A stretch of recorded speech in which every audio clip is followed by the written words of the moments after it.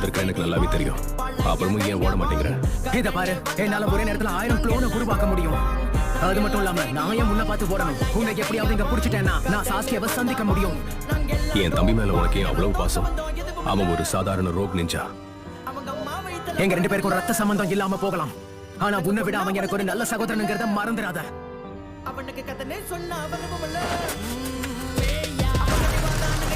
வந்திருக்க எனக்கு நல்லாவே தெரியும். அப்புறமும் ஏன் ஓட மாட்டேங்கிற?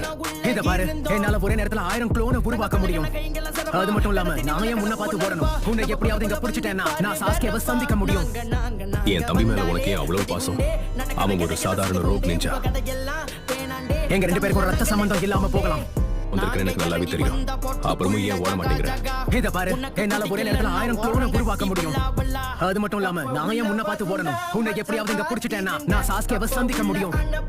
என் தம்பி மேல உனக்கு ஏன் அவ்வளவு பாசம்?